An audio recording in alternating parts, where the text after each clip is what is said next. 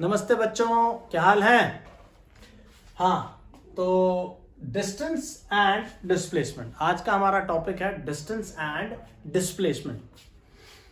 देखो, ये जरूरी नहीं है कि ये क्लास 9th का ही टॉपिक है, ठीक है। कोई भी बच्चा इसे समझ सकता है सबसे पहले तो, क्योंकि मैं इसमें आपको ऐसी चीजें बताने वाला हूं जो आपको बेसिक लेवल से लेकर अच्छे लेवल तक के क्वेश्चंस मैं इसमें आपको कराने वाला हूं। तो जो भी बच्चे हैं, सभी बच्चे इसको समझेंगे। जिनका लेवल एकदम जीरो है, जिनको कुछ नहीं पता है डिस्टेंस और डिस्प्लेसमेंट के बारे में, इस वीडियो के एंड में सिर्फ अगले 20 मिनट के बाद आपको यह कभी सोचना भी नहीं पड़ेगा कि डिस्टेंस क्या है और डिस्प्लेसमेंट क्या है। हर बार आप बताओगे दूसरों को, यह प्रॉमिस है, ठीक है। तो चलो शुरुआत करते हैं डिस्टेंस और डिस्प्लेसमेंट के डिफरेंसेस की। लेकिन उससे पहले मैं आपको एक फर्क बताऊंगा, and that is scalar and vectors. भाई, स्केलर क्या होते हैं? स्केलर मेरे भाई वो क्वांटिटीज होती हैं जिनके पास मैग्नीट्यूड होता है। आप सोचोगे मैं यही बताने वाला हूं, ये सही है, लेकिन पूरी बात यह है कि स्केलर्स वो क्वांटिटीज होती हैं जिनके पास मैग्नीट्यूड होता है, दिशा नहीं होती है, और जिनकी कैलकुलेशन डायरेक्शन के बेसिस पर नहीं की जाती। जिनकी कैलकुलेशन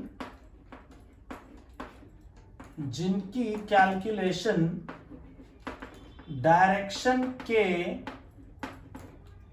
बेसिस पर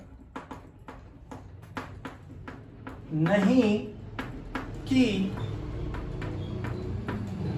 जाती। जिनकी कैलकुलेशन डायरेक्शन के बेसिस पर नहीं की जाती है, ठीक है। इनके पास दिशा होती भी नहीं है, डायरेक्शन होती ही नहीं है, लेकिन इनकी कैलकुलेशन भी, देखो एक ऐसी क्वांटिटी भी है स्केल, जैसे कि करंट, जिसके पास डायरेक्शन होती है फ्रॉम पॉजिटिव टू नेगेटिव। आप अगली क्लास में जाकर पढ़ोगे तो वहां पर यह बताया जाता है। तो डायरेक्शन होने के बावजूद वो एक स्केलर क्वांटिटी होता है। क्यों? क्योंकि वहां पर कैलकुलेशन जो करंट की जब हम करते हैं तो उससे कोई लेना देना नहीं होता कि करंट किस दिशा से आ रहा है, हम उसको प्लस कर देते हैं, और इसी को बोला जाता है स्केलर अलजेब्रा। क्या कहा जाता है इसको? स्केलर अलजेब्रा, ठीक है। इस अलजेब्रा को, इस गणित को स्केलर अलजेब्रा कहा जाता है जब कैलकुलेशंस में डायरेक्शंस इन्वॉल्व नहीं होती। और अगर कहीं कैलकुलेशंस में डायरेक्शंस इन्वॉल्व हो जाएं तो उसको कहा जाता है वेक्टर अलजेब्रा। और इसको जो क्वांटिटीज वेक्टर अलजेब्रा को ओबे करती हैं, जिनके पास दिशा होती है, जिनके पास डायरेक्शन होती है, वैल्यू होती है, मैग्नीट्यूड होता है, और जो क्वांटिटीज वेक्टर अलजेब्रा को ओबे करती हैं, ऐसी क्वांटिटीज को कहा जाता है वेक्टर्स। नहीं समझे? ओके, क्लियर है? चलो, तो सबसे पहले स्केलर्स और वेक्टर्स, ठीक है। अभी जब आप डिस्टेंस और डिस्प्लेसमेंट सीख रहे होगे तो आपको इनका महत्व समझ में आएगा कि मैं ये पहले क्यों बता रहा हूं आपको। तो स्केलर्स वो होते हैं जिनकी दिशा नहीं होती, जिनकी डायरेक्शन नहीं होती, ओनली मैग्नीट्यूड, और अगर है तो कैलकुलेशन डायरेक्शन के बेसिस पर नहीं की जाती। यहां मैं आपको इसका एक एग्जांपल देता हूं, कहां कैलकुलेशन डायरेक्शन के बेसिस पर की जाती है। लेट्स से आप रस्साकसी, ये एग्जांपल आप समझ भी सकते हो क्योंकि आपने शायद 8th क्लास में इसके ऊपर पढ़ा होगा कुछ ना कुछ। बेसिकली आप रस्साकसी समझते हो, टग ऑफ वॉर जिसको बोलते हैं। जब आप फोर्स लगाते हो, लेट्स से कि मैं इधर से फोर्स लगा रहा हूं और आप उधर से फोर्स लगा रहे हो। मैं इधर से 50 न्यूटन का फोर्स लगाता हूं, उधर से आप 70 न्यूटन का फोर्स लगाते हो। तो आप लगाओगे 70 का, मैं लगाऊंगा 50 का। कौन जीत जाएगा? आप जीत जाओगे, क्योंकि आपका फोर्स मेरे फोर्स से कितना ज्यादा है? 20। तो जो नेट फोर्स कहा जाएगा वो 120 नहीं कहा जाएगा, वो 20 कहा जाएगा, 20। कैसे? 70 उधर से लगा, 70 में से 50 तो मैंने भी लगा दिया, तो 50 तो बैलेंस हो गया, बचा कितना? 20। तो ये कैलकुलेशन आपने किस बेसिस पर करी? डायरेक्शन के बेसिस पर। समझ रहे हो ना बात को? तो these type of quantities are called vector and this algebra is called vector algebra। ठीक है जी। चलो अब चलते हैं अपने मेन टॉपिक पर, which is distance and displacement। ठीक है जी, चलें उस पर। बढ़िया टॉपिक है, मजा आ रहा है, मजा लेंगे से बच्चे तो यहां ध्यान देंगे। चलो बात करनी स्टार्ट करते हैं डिस्टेंस और डिस्प्लेसमेंट के ऊपर, ठीक है। शुरुआत करते हैं डिस्टेंस और डिस्प्लेसमेंट की।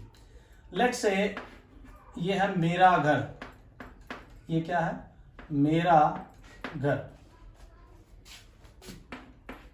और ये है आपका घर।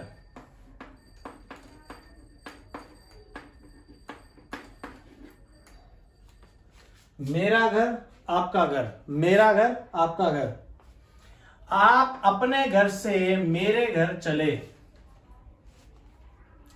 लेट्स से आप मेरे से कुछ पूछने आए हो, मुझसे पढ़ने आए हो, मुझसे कुछ पूछने आए हो। आप अपने घर से मेरे घर के लिए चले। अब आपके घर से मेरा घर ऐसे आ सकता है, भैया बच्चे मानते कहाँ हैं, आजकल के बच्चे नहीं मानते, ऐसे सीधे सीधे आने को तो पसंद नहीं करते।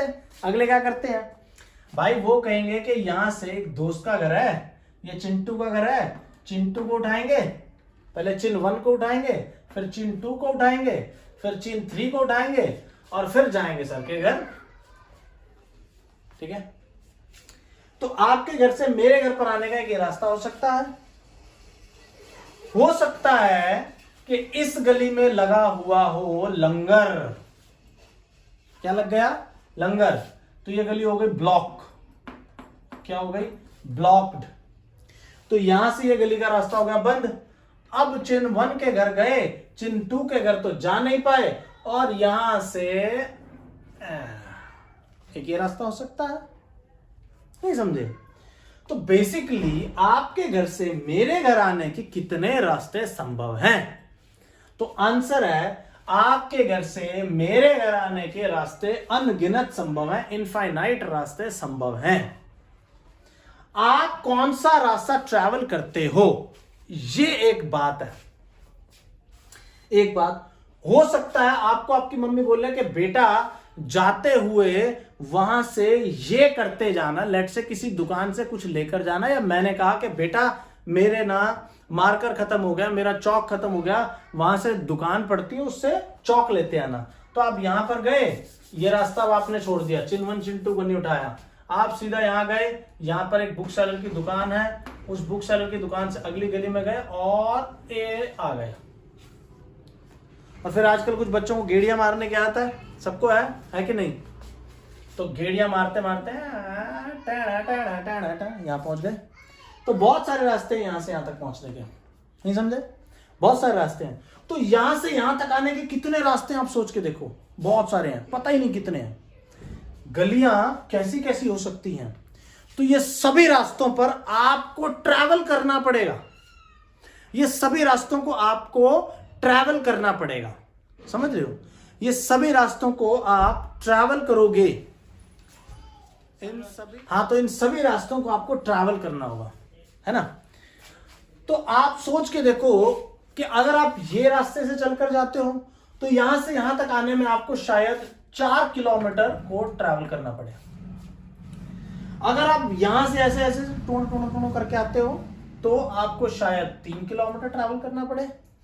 ऐसे आते हो तो शायद कुछ कम हो जाएगा, और रास्ते भी पॉसिबल होंगे, बहुत सारे रास्ते यहां से यहां तक आने के संभव हैं, है कि नहीं है? तो यहां से आपके घर से मेरे घर तक आने के रास्ते कितने संभव हैं, इसकी कोई गिनती नहीं है। आप यहां से भी आ सकते हो और आप यहां से भी आ सकते हो। तो यहां पे डायरेक्शन का कोई भी लेना देना नहीं है, पहली बात। तो पहली बात, डायरेक्शन का कोई भी लेना देना नहीं है। भाई हिंदी की राइटिंग थोड़ी बेकार है, संभाल लेना। डायरेक्शन का कोई भी लेना देना नहीं है भाई, यहां से यहां तक आते हुए डायरेक्शन का कोई लेना देना नहीं है। आप कितने भी रास्ते ट्रैवल कर सकते हो। एक बात, हर रास्ते पर जब आप चलोगे तो आप एक अलग लेंथ को कवर करोगे। जब आप यहां से आओगे तो हर रास्ते पर चलते हुए आप एक अलग लेंथ को कवर करोगे। उसी लेंथ को जो आप कवर कर रहे हो उसे ही डिस्टेंस कहा जाता है। क्या कहा जाता है? डिस्टेंस। उसी लेंथ को डिस्टेंस कहा जाता है। जिस लेंथ को आपने ट्रैवल किया है उसी लेंथ को डिस्टेंस कहा जाता है। और अगर यहां से यहां तक आपको सबसे छोटे रास्ते से पहुंचना हो तो वो सिर्फ ये हो सकता है द शॉर्टेस्ट पाथ। इसके लिए सिर्फ एक ही दिशा है और वो है ये स्ट्रेट लाइन डायरेक्शन। ये है यहां से यहां तक आने का सबसे छोटा रास्ता। इसको आप ट्रैवल करो या ना करो, ये सबसे छोटा रास्ता है। ऐसे रास्ते को बोलते हैं डिस्प्लेसमेंट। डिस्प्लेस जगहमेंट, स्थानांतरण, समझे? एक जगह से आपकी डिस्प्लेस हो जाना, हिल जाना, हट जाना, ठीक है, डिस्प्लेस, समझे क्या नहीं? सो बेसिकली डिस्टेंस और डिस्प्लेसमेंट कॉन्सेप्ट क्लियर हो रहा है। डिस्टेंस का क्या मतलब है और डिस्प्लेसमेंट? डिस्टेंस का मतलब है एक्चुअल पाथ कवर्ड, वो रास्ता जो आपने ट्रैवल किया है, कवर किया है, वो डिस्टेंस है। लेकिन वो रास्ता जो दो पॉइंट्स के बीच का सबसे छोटा रास्ता होता है, जिसको आप कवर करो या ना करो, लेकिन वो उन दोनों पॉइंट्स के बीच का सबसे छोटा रास्ता है। एक बात। दूसरी बात, उस रास्ते की एक फिक्स डायरेक्शन होती है। इस प्रकार के पाथ को डिस्प्लेसमेंट कहा जाता है। अब आप इसके सारे डिफरेंसेस जो मैं लिखूंगा खुद से बना सकते हो। अब भी आपको बनाकर दिखा देता हूं। सारे के सारे पॉइंट्स आप खुद से कर लोगे और फिर हम करेंगे इसके न्यूमेरिकल भी। मैं आपको जल्दी जल्दी से 2-3 इसके करवा दूंगा, ठीक है? तो डिस्टेंस, इनके डिफरेंसेस लिखने स्टार्ट करते हैं। यह है डिस्टेंस और यह है डिस्प्लेसमेंट। चलो, सबसे पहले एक्चुअल पाथ कवर्ड। ये वो पाथ है जो कवर किया है आपने। ये वाला कवर नहीं किया भाई। कवर कर भी सकते हो, ट्रैवल कर भी सकते हो, लेकिन उसकी कोई जरूरत नहीं है। लेकिन कंफर्मली ये दो पॉइंट्स के बीच का सबसे शॉर्टेस्ट पाथ लेंथ। कवर्ड नहीं लिखा वहां पे मैंने। क्यों नहीं लिखा? क्योंकि इसको कवर करने की जरूरत होती भी नहीं है। दो पॉइंट्स के सबसे बीच का सबसे छोटा रास्ता दो पॉइंट के बीच का सबसे छोटा रास्ता ही होता है। चाहे उसको आप देखो सबसे बड़ा या सबसे छोटा, ये फिक्स वैल्यूज ही हो सकती है ना। आप खुद ही सोच के देख लो, सबसे बड़ी वैल्यू और सबसे छोटी वैल्यू तो एक ही होगी ना, तो फिक्स कांस्टेंट वैल्यू है।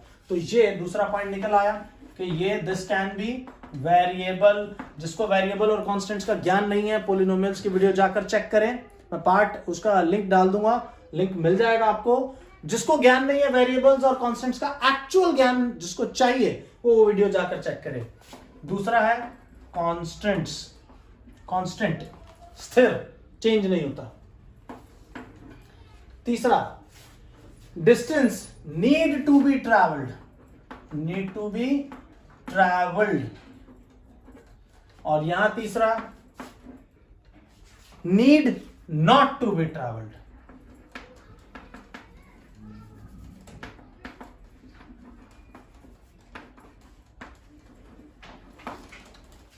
चौथा, डिस्टेंस कोई डायरेक्शन की नीड नहीं है, और क्योंकि कोई डायरेक्शन की नीड नहीं है इसीलिए स्केलर है।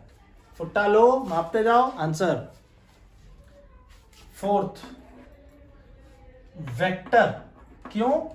क्योंकि डायरेक्शन नीडेड है। डायरेक्शन नीडेड है, जरूरी है। कौन सी? Straight line path. और स्ट्रेट लाइन पाथ भी सबसे छोटा होना चाहिए दो पॉइंट्स के बीच का, ये भी ध्यान रखना है। तो ये चार हो गए। पांचवा है, अब देखो इसमें बड़ी मजेदार बात निकल कर आती है। मैं आपको इसका भी एक कॉन्सेप्ट बताऊंगा बिल्कुल, कि डिस्टेंस और डिस्प्लेसमेंट के बीच का एक और फर्क जो आपको शायद नहीं पता होगा, वो मैं आपको बता दूं कि जो डिस्टेंस होता है ना भाई, वो जब आप डिस्टेंस को ट्रैवल करते हो तो वो हमेशा पॉजिटिव होता है। पॉजिटिव क्यों होता है? क्योंकि भाई वो दो पॉइंट्स में आप कुछ ना कुछ जो भी चलोगे, एक्चुअल में कवर करोगे, उसको गिना जाएगा। स्केलर है, सब कुछ स्केलर अलजेब्रा पर वर्क करेगा, और स्केलर अलजेब्रा में चीजें प्लस होती हैं जब एक्चुअल में उनको किया जाता है, जब एक्चुअल में क्वांटिटी होती है। तो यहां पर ये सिर्फ पॉजिटिव हो सकता है, और यहां पर ये पॉजिटिव भी हो सकता है, नेगेटिव भी हो सकता है, एंड जीरो ऑल।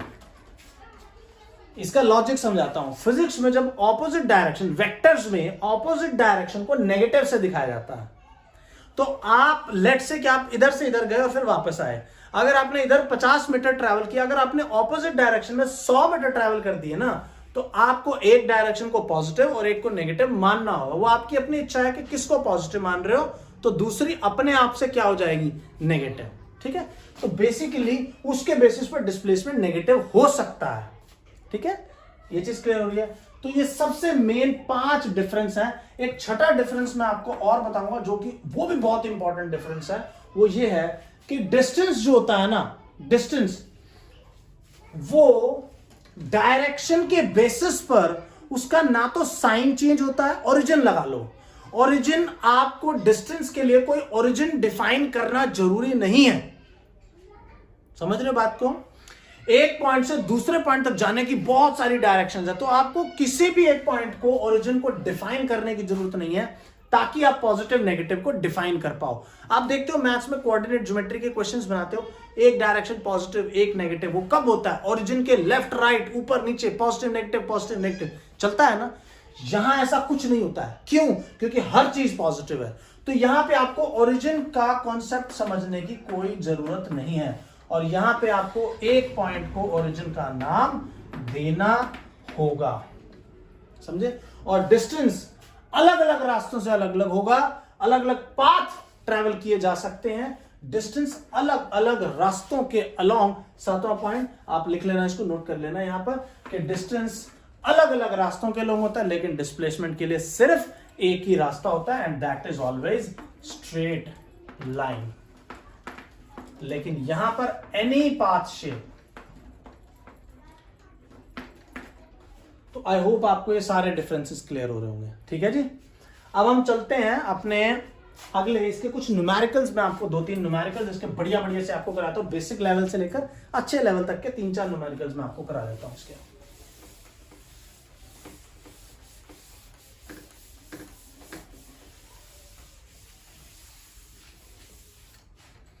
शुरुआत करते हैं बढ़िया से, आसान से न्यूमेरिकल से शुरुआत करते हैं हम इसकी। ठीक है, ध्यान से देखेंगे। A B C D E, आसान है, बहुत आसान सा क्वेश्चन है, स्ट्रेट लाइन है ये, बिल्कुल एकदम स्ट्रेट लाइन पाथ है। लेट्स से ये 50 मीटर है, ये 10 है, ये 10 है और ये 10 है। ठीक है, 10 10 10। अब मैंने आपसे पूछा, ये आपको आइडिया दे देगा, ये क्वेश्चन आपको मोटा मोटा आइडिया दे देगा, डिस्टेंस और डिस्प्लेसमेंट का सारा आइडिया आपको लग जाएगा। ए से बी पर अगर आप गए, डिस्टेंस कितना,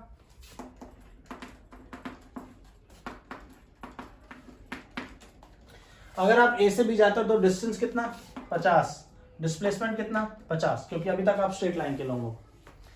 अगर आप ए से ई तक गए, डिस्टेंस कितना, 50 60 70 80, डिस्प्लेसमेंट भी कितना, 80। क्लियर हो रही है चीजें? क्योंकि शॉर्टेस्ट भी वही है और एक्चुअल भी वही है। ठीक है, यहां से यहां तक शॉर्टेस्ट 80, यहां से यहां तक गए, अभी हम स्ट्रेट लाइन के अलोंग जा रहे हैं। ठीक है, ये मानना है, मैं आपको क्लियर कर रहा हूं कि हम जाएंगे इसी लाइन के अलोंग। ठीक है ना। अब हम ए से ई गए और ई से हम ना वापस आए, लेट से डी तक। ए से हम ई गए और ई से वापस आए कहां तक, डी तक। अब आपसे डिस्टेंस और डिस्प्लेसमेंट पूछ रहा हूं मैं। तो ए से ई गए, ऐसे ऐसे ऐसे ऐसे ऐसे चल चल के गए 80 और 10 वापस आए, टोटल कितना हो गया, 90। अभी ए से ई गए और फिर डी पर आए, कुछ मत सुनो, कोई बात नहीं सुननी।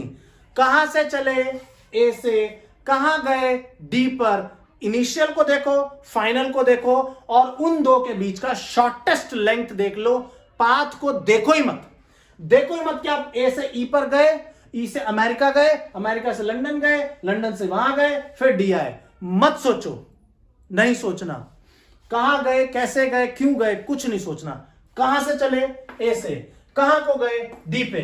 तो शॉर्टेस्ट कितना है दोनों के बीच का, 50 60 70 आंसर।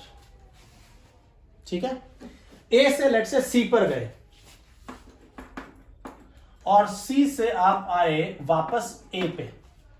ए से सी पे गए, कुछ काम था, काम करा, वापस घर पर आ गए ए पे।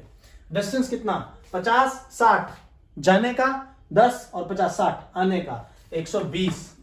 डिस्प्लेसमेंट कहां से चले? ए से। कहां गए? सी। फिर कहां गए? ए। नहीं सुनना, हमें नहीं सुननी कोई बकवास। हमने बोला हम ए से चले, कहां गए? कुछ नहीं फर्क पड़ता। वापस कहां आए हैं? ए और ए के बीच का शॉर्टेस्ट कितना होता है? आपके घर से आपके घर का शॉर्टेस्ट कितना है भाई? घर के अंदर बैठे हो, घर के अंदर का शॉर्टेस्ट कितना है? मत देखो कहां से घूम के आए हो, मत देखो कहां से आए हो, सिर्फ ये देखो कि पाथ की शॉर्टेस्ट लेंथ क्या हो सकती है, उन दो पॉइंट्स के बीच की शॉर्टेस्ट डिस्प्लेसमेंट क्या हो सकती है। तो ए से चले, ए को पे गए, सिर्फ इनिशियल और फाइनल को देखो, सिर्फ इनिशियल और फाइनल, सिर्फ इनिशियल और फाइनल, सिर्फ इनिशियल और फाइनल को देखो। 0 कैसे? ए पर गए, सी पर, सी से वापस आए, 60 गए, 60 वापस, नेट 0। एक और चीज स्पष्ट होती है यहां से, जाने वाला प्लस और ऑपोजिट में आने वाला माइनस, तो कितना हो गया? यही चीज मैं अभी आपको यहां पॉइंट पर भी समझा रहा था कि ये एक वेक्टर क्वांटिटी और ये नेगेटिव हो सकता है। कब? एक दिशा को पॉजिटिव ले लो, ऑपोजिट अपने आप नेगेटिव हो जाएगी और नेट देखो कितना आ रहा है? 0। चाहे वैसे समझ लो प्लस माइनस के कॉन्सेप्ट से, चाहे ऐसे समझ लो कि कुछ नहीं देखना प्लस माइनस, जहां से चले उसको और जहां पर पहुंचे उसको देखो, उनके बीच का शॉर्टेस्ट चेक करो और कुछ नहीं देखना। ए से चले, ए पे वापस आए, शॉर्टेस्ट ए से ए के बीच का 0। क्लियर हो रहा है एग्जाम्पल? चलो एक और एग्जाम्पल मैं आपको दे देता हूं इसका, डिस्टेंस और डिस्प्लेसमेंट का।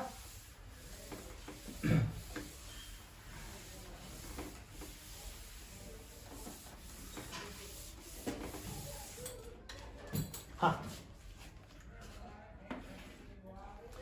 बड़ा फेमस है एग्जाम्पल है, बहुत ज्यादा बार पूछा जाता है, अच्छा क्वेश्चन है, अच्छे लेवल का, बढ़िया लेवल का क्वेश्चन है। अच्छा क्वेश्चन है, बहुत मुश्किल तो नहीं है लेकिन बढ़िया क्वेश्चन है। बोला कि आप यहां से यहां आए, ठीक है, इस रास्ते के लॉन्ग ए बी, ए से बी आया कोई व्यक्ति, ए से बी आप ऐसा ऐसा ऐसा ऐसा करके यहां आ गए। बोला कि ए से बी तक आने का डिस्टेंस और डिस्प्लेसमेंट का रेशियो बताओ। तो लेट्स से इसकी जो रेडियस है ये दी हुई है आर, ये कितना होगा? ये सर्कमफेरेंस है, लेकिन आधे सर्कल की कितनी? तो ये तो डिस्टेंस हुआ आपका, और कितना? पाई आर।